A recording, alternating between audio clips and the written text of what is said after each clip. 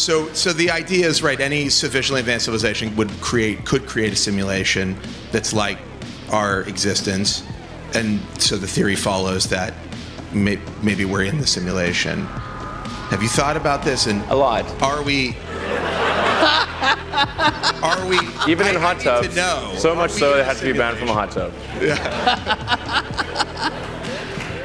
Okay. It's not the sexiest conversation. Are we in? I think here's, in my mind, like the strongest argument for us being in a simulation, probably being in a simulation, I think is the following: that 40 years ago we had Pong, like two rectangles and a dot.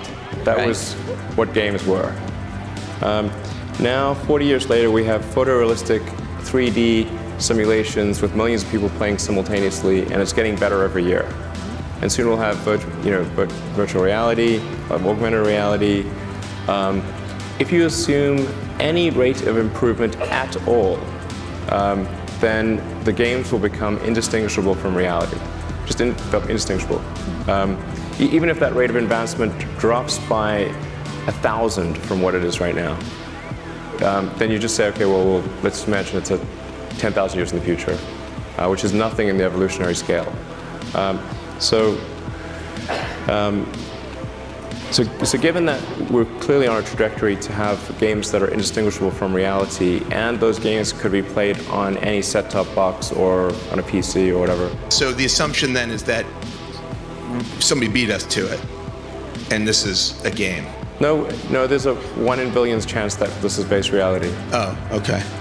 What do you think? Well, I think it's 1 in billions. Okay.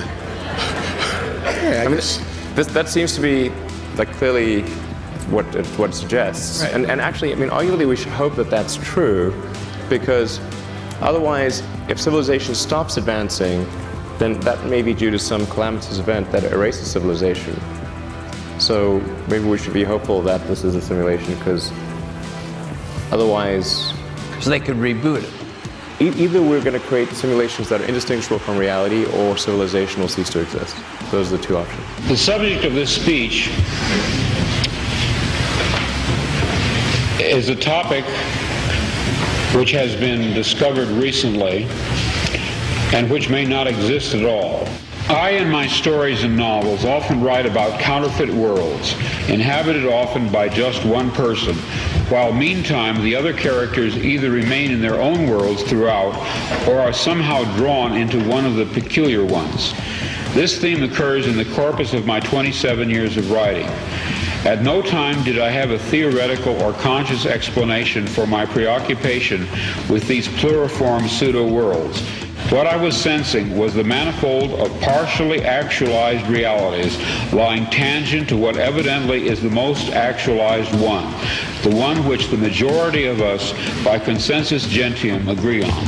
People claim to remember past lives. I claim to remember a different, very different present life. I know of no one who has ever made this claim before, but I rather suspect that my experience is not unique.